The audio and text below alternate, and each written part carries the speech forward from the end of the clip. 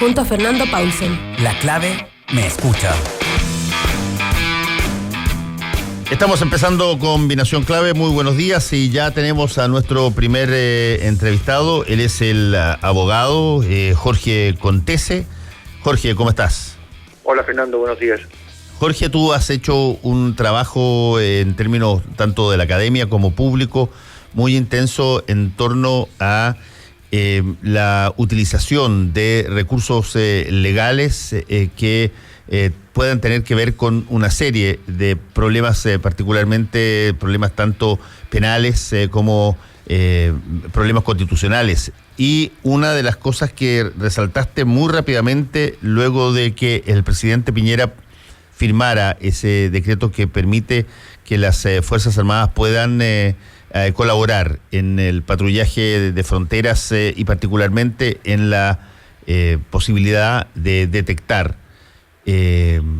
pasos fronterizos o situaciones donde se esté dando la internación de drogas a través de el narcotráfico a Chile. Tú señalaste muy rápidamente a través de las redes sociales que eso podía convertirse en un boomerang para la situación de las Fuerzas Armadas chilenas y me gustaría partir preguntándote por qué. Porque eso es lo que demuestra la experiencia comparada. O sea, el ejemplo que yo mencioné, como tú dices rápidamente, y es el ejemplo más palmario hoy día, es el caso mexicano. México hizo exactamente lo mismo, en una situación algo distinta, pero la respuesta del gobierno mexicano en diciembre de 2006, el expresidente Felipe Calderón, cuando asume la presidencia, sus primeras medidas es decir, vamos a librar una guerra frontal, sin tregua, en contra del narcotráfico.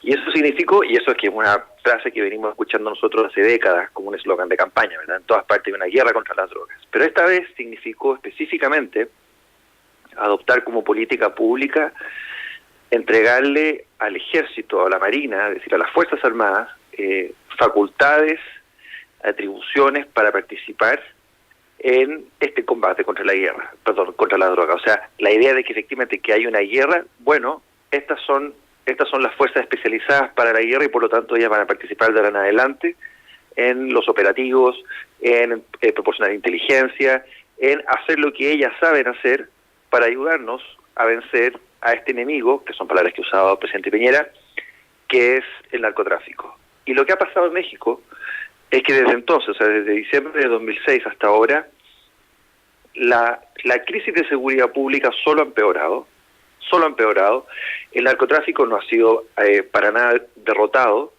la tasa de homicidios, por tanto solamente una cifra, entre el 2007 y el 2011, o sea, los primeros 4 o 5 años de implementación de esta nueva política, pasó de ser de 8.1, esto siempre es cada 100.000 habitantes, ¿no? 8.1 a 23.7 habitantes por cada 100.000 personas. Esa fue la tasa de homicidios y eso solo ha seguido. Es decir, quienes se dedican a estudiar esto, lo que han detectado es cómo los índices de letalidad, cada vez que hay procedimientos de seguridad pública, ha aumentado exponencialmente. Entonces, esa es la primera observación que uno hace. Es decir, por algo la Constitución política hace una división entre las llamadas Fuerzas Armadas y las llamadas Fuerzas de Orden y Seguridad Pública. Las divide porque son funciones que son diferenciadas, son distintas las funciones que realiza el Ejército, la Armada y la Fuerza Aérea, a las funciones que realiza Carabineros e Investigaciones. Las primeras tienen que ver con la garantía del orden institucional de la República, con el resguardo de la soberanía y de la seguridad nacional. Las segundas tienen que ver con todo lo que dice relación con la seguridad pública, interna o, como se llama hoy día, seguridad ciudadana, si tú quieres. Pero son funciones distintas y por eso el presidente Piñera hace 2 meses, o menos de 2 meses, el ministro Chávez hace 1 mes, decían lo que hoy día no están diciendo, que las Fuerzas Armadas no están preparadas para este tipo de funciones, evidentemente. Sí, ha habido mucha discusión desde que se anunciara este decreto, Jorge Contese. Incluso apareció un testimonio de el general Aldunate, que había sido el general de ejército a cargo de las tropas chilenas en Haití, y que manifestó muy abiertamente la discrepancia con esta medida, más o menos por las mismas razones que tú has señalado, que tarde o temprano se ve involucrada a las Fuerzas Armadas en una situación donde evidentemente ellos no tienen las mismas educaciones respecto de cómo se usan las armas que la policía, que tiene una relación permanente con la civilidad. Ahora, desde el punto de vista, si tú quieres, de la política, y yo lo decía en la editorial, hay montones de países que han establecido que al narcotráfico lo que se debe hacer es enfrentarlo directamente a balazos y no necesariamente en forma judicial. Lo ha hecho en la campaña Bolsonaro en Brasil, lo ha hecho Rodrigo Duterte en Filipinas y hay otros estados en Asia que también lo hacen. Y bueno, esto en términos de las estadísticas comparadas, ¿cuál ha sido el resultado? Porque por último podrán haber muchas víctimas, pero la pregunta es, ¿ha disminuido o no ha disminuido el narcotráfico aquí? Lo que pasa es que el narcotráfico, hay varias cosas lo que tú estás diciendo. Lo primero es que acá estamos lidiando con, desde luego, delito y crimen organizado, ¿verdad? Sí. Pero con crimen y delito y con delito y crimen organizado que tiene que ver con el consumo de sustancias adictivas, y por lo tanto los países que están entendiendo esto, la dirección que están tomando es más bien hacia ya sea la despenalización o derechamente la legalización, porque entienden que el problema del uso de drogas es un problema de salud pública antes que un problema delictual. O sea, si tú miras el debate que hoy día en Estados Unidos, uno de los países que tiene el peor récord en esto, porque en el año 94 ellos pasan legislación que lo que hace básicamente es obligar a los jueces a criminalizar y a enviar a la cárcel a personas que son consumidoras. Entonces, eso ha generado, eso que es parte de la guerra contra las drogas que se inicia con Nixon en los años 70, hoy día está, si tú ves los debates presidenciales, hay incluso desde el campo republicano, hay señales de personas que están entendiendo que esta no ha sido la mejor respuesta, no ha sido la respuesta más eficaz desde el punto de vista de lidiar con el problema del narcotráfico, con el problema de salud pública que significa el uso de drogas, ¿no? Entonces, eso es una primera cuestión que habría que decir, cuál es la opinión de los expertos en materia de drogas en particular, que aconsejan adoptar una u otra política pública. Acá la política pública que tú dices de los balazos, los ejemplos que das son elocuentes, hablan por sí solos, ¿no? Bolsonaro en Brasil, Duterte en Filipinas, habría que sumar lo que pasó en México. Entonces la pregunta es, ¿ese es el modelo que el presidente Piñera aspira a seguir?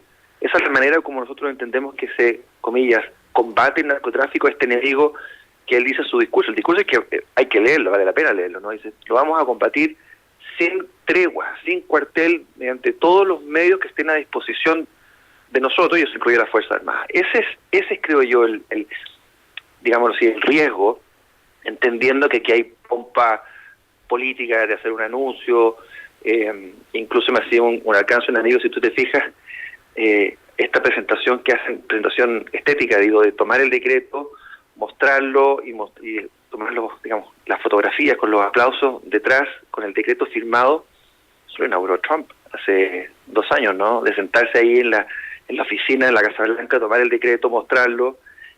Entonces, la dirección que está tomando esto, me parece que es altamente preocupante desde un punto de vista, por así decirlo, simplemente político. Jurídicamente, además, yo no he visto el decreto, no lo he podido conseguir, pero yo creo que jurídicamente esto debe tener serios reparos, porque no es claro que simplemente por vía reglamentaria de un decreto, el Ejecutivo, o cualquiera, pueda hacer esta delegación de facultades de las Fuerzas Armadas, en el caso del Ministerio de Defensa Nacional, que están, como digo, estipuladas en la Constitución.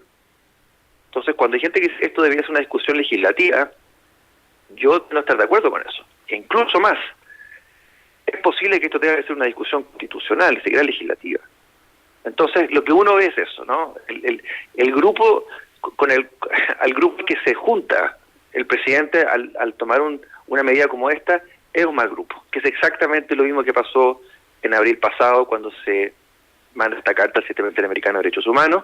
No estamos en buena compañía ahí, y qué decir lo que pasó ayer con la resolución del Consejo de Derechos Humanos de la ONU, en que el único país latinoamericano que que rechaza es Cuba, y los dos que se abstienen son Brasil Chile, ¿no? O sea, Bolsonaro y Piñera. Entonces, tanto política como jurídicamente, acá hay problemas, hay cuestiones que son preocupantes. Es deber del gobierno resguardar las fronteras, es deber del gobierno controlar, prevenir el narcotráfico, adoptar medidas que sean efectivas, pero tiene que hacerlo sujeto a la Constitución y las leyes, no puede hacerlo a cualquier costo, porque lo que ha pasado en los países que lo han hecho así es que aumenta la inseguridad, aumenta la violencia, y cuando se mete el narcotráfico, lo han dicho los expertos, yo no soy experto en narcotráfico, pero he escuchado a gente que sí entiende muy bien de esto, y lo que dicen es el germen de corrupción está ahí, y eso es muy peligroso. También ha pasado en México, ¿no? Sí, estamos conversando con el abogado Jorge Contese. Jorge, la pregunta que probablemente alguien se está haciendo, pero estamos hablando de probablemente uno de los males más importantes que existen, el narcotráfico, que si bien responde a una demanda a gente que quiere droga y que se la provean, droga ilegal, y que esta es una oferta que satisface esa demanda. También es cierto que el problema del narcotráfico y el aumento incluso de la drogadicción en una serie de países termina crispando a la población diciendo, bueno, pero ¿qué se puede hacer? Porque si no se puede hacer nada en contra del narcotráfico, finalmente esto es una suerte de abandono de deberes de la población. ¿Qué formas para enfrentar el narcotráfico son eficaces, pero al mismo tiempo son legales? Lo que pasa es que acá pareciera que es, o se le entrega a las Fuerzas Armadas la posibilidad de colaborar y de trabajar en el combate contra el narcotráfico, o se le abre las puertas a los narcotraficantes para que lleguen a las poblaciones y envenenen a nuestros niños. Y es una falsa dicotomía. Lo que acá uno esperaría es... ¿Por qué falsa, dices tú? Porque tú tienes medidas entre medio de las dos. No es que si tú no le das a las Fuerzas Armadas la posibilidad de participar, entonces lo que estás haciendo es una política de fronteras plenamente abiertas y darle la bienvenida a los narcotraficantes, como dijeron las autoridades. Y no es cierto, y no debiera ser así. Lo que pasa es que lo que debiera hacer es entender, como este es un problema de seguridad pública, es decir, de seguridad interior, no solo resguardo de las fronteras, cuando hay problemas de narcotráfico, ¿qué es lo que hace un gobierno? Le entrega mayores facultades, después de un estudio serio, por supuesto, y dice, ¿dónde estamos fallando nosotros? En estas 5 áreas. Tenemos un problema porque efectivamente la frontera de Chile con Perú y con Bolivia, una frontera es vasta, es de muy difícil acceso. Ok, ¿qué es lo que vamos a hacer entonces? Vamos a hacer lo que, por ejemplo, ha hecho este gobierno, gobiernos anteriores, en la Araucanía, en que le entregan nuevas atribuciones, hacen nuevos comandos, que se entienda, yo no estoy defendiendo ninguna de estas políticas en particular, lo que estoy diciendo es como una metodología, ¿no? Se dice, tenemos fallas y por lo tanto lo que vamos a hacer es crear una unidad, pero dentro de las fuerzas de orden y de seguridad pública, que son las competentes para esta materia, vamos a crear o vamos a dar mayores atribuciones, aumentar el presupuesto. Ustedes digan cuáles son las necesidades que tienen para nosotros como autoridades políticas responder a eso. Pero no es este atajo de entregarle a las Fuerzas Armadas, es lo que se entienda bien. Yo creo que el gobierno, como digo, tiene la obligación y el deber de responder a esa demanda que tú estás poniendo, que la gente tiene. Evidentemente, queremos tener más seguridad, queremos que los narcotraficantes no sean quienes reinan en las poblaciones y por lo tanto tenemos que frenar el ingreso de droga ilegal. ¿De acuerdo? ¿Cómo se hace eso? Hay expertos que trabajan en eso. ¿Quiénes son? Los expertos en seguridad pública. ¿Son las Fuerzas Armadas? No. Estamos conversando con Jorge Contese, abogado. ¿Tú dónde estás ahora, Jorge? ¿Estás en Europa o estás en Estados Unidos? Estoy en Estados Unidos, digamos, trabajo en Estados Unidos, pero estoy físicamente en Santiago de Chile en este momento. Estás en Santiago de Chile, ya. Bueno saberlo, porque cuando tú vienes, has sido citado por varios temas en términos de tu actividad académica y particularmente como profesor, tanto en Estados Unidos como acá. Bueno, lo que estabas contando ahora es sobre el caso Filipinas, ¿no? La resolución de ayer, lo que se hablaba. Por ejemplo, eso es una cosa, es bien curioso porque yo recordaba que nosotros con Filipinas tenemos muy poco contacto así conocido, salvo estas dos topes llamémoslo así, de contacto, el que se tuvo en su época con este desaire que el Ferdinando Marcos le hizo a Augusto Pinochet cuando iba a tocar, venía de otra parte y iba a ser recibido en Filipinas y finalmente no lo recibió. Y Pinochet en Chile, en su primer discurso a raíz después de este viaje, rompe relaciones con Filipinas por este desaire que le hacen. Y a partir de ahí no había habido nada demasiado noticioso, si tú quieres, en términos de la relación que tenemos con Filipinas. La balanza comercial que tenemos con Filipinas es una cosa bastante menor, por lo tanto no es un gran socio comercial. Hasta esta situación donde junto con el Brasil de Bolsonaro se abstienen de hacer un hincapié en la necesidad de un informe en materia de derechos humanos respecto de cuál ha sido la posición de Filipinas ante este enfrentamiento de las drogas. O sea, lo que pasa, esto es más que curioso, esto es una vergüenza, porque lo que hay acá realmente es una exposición pública de un doble estándar que en materia de relaciones internacionales es, como digo, bochornoso. Lo que se dice en Ginebra es que nunca se había visto un despliegue de lobby por parte de un Estado miembro del Consejo de Derechos Humanos como lo que hizo Filipinas en este caso, ¿no? Entonces la pregunta que había que hacer ahí es ¿qué es exactamente lo que podría haber hecho que Filipinas persuadiera a Chile a abstenerse de una resolución? Ojo, es una resolución que no condena las ejecuciones extrajudiciales, lo que hace es son 3 puntos, ¿no? El primero es como urge al Estado filipino a tomar medidas, porque existen estas ejecuciones extrajudiciales, son miles, como tú bien dijiste, y por lo tanto le dice, mire, hay problemas con esto y con desapariciones forzadas, usted por favor tome todas las medidas a su alcance para detener este fenómeno.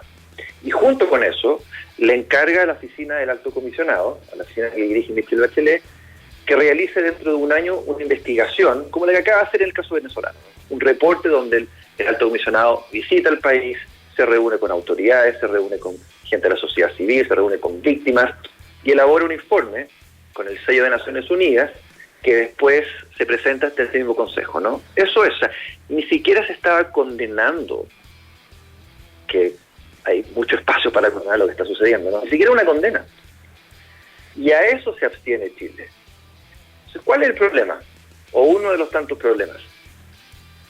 Es que dentro de las explicaciones que se han dado, es que la Cancillería dice, lo que pasa es que este es el primer paso, y por lo tanto a nosotros no nos parecía apropiado salir a apoyar una resolución cuando todavía el Estado filipino tiene que responder a las acusaciones o al resultado de las investigaciones que se realicen. Esto es simplemente un primer paso. Esto no se haya visto nunca. Eso no existe como una forma de relacionarse los estados que son miembros del Consejo de Derechos Humanos de las Naciones Unidas. Y lo que es grave es que si esa es la política que Cancillería va a adoptar, entonces cada vez que hay un primer paso para encargar un informe sobre algo que ha sucedido, que preocupa la conciencia mundial, la conciencia de los países que participan de esto, entonces el Estado chileno va a tener que, por definición, abstenerse. Por darte un ejemplo. Sí. El caso de que, de hecho, Islandia participa de esto porque por el retiro de Estados Unidos. Estados Unidos se retiró el año pasado. Una de las tantas medidas del gobierno de Trump fue salirse del Consejo de Derechos Humanos. Islandia toma ese sitio que estaba vacante y ha sido muy activo de impulsar investigaciones, impulsar medidas en el caso de Filipinas, en el caso de Yemen. En el caso de el asesinato, esto te va a interesar a ti especialmente, del periodista Jamal Khashoggi. Sí, eso en Estambul. Que fue exactamente en Estambul, pero por agentes de Arabia Saudita, ¿verdad? Dentro de la embajada, entiendo. Islandia, ¿qué es lo que ha hecho? Ha solicitado una investigación internacional en esta materia. ¿Qué tendría que hacer Chile entonces? Dice, no, mire, este sería el primer paso en un crimen que ha sido condenado por todo el mundo. Entonces Chile tendría que decir, no, nosotros vamos a tener en esto, porque el primer paso y hay que esperar a ver qué es lo que dice el gobierno de Arabia Saudita, y solo entonces nosotros vamos a reaccionar. Como política, si ese va a ser el precedente, es, como digo, vergonzoso e inaceptable. Yo no creo que esa sea la política de que el Canciller Rivera quiera adoptar. Yo creo que esto es un gas gigantesco, sí, y ojalá se corrija. Jorge Contese, bueno, la próxima vez a ver si te tenemos en persona con acá. Todo gusto. Que te vaya muy bien, muchas gracias. A ustedes también, chao. Volvemos con combinación clave. La clave me escucha. Para hacer un buen negocio necesitas ser un gran anfitrión. Para organizar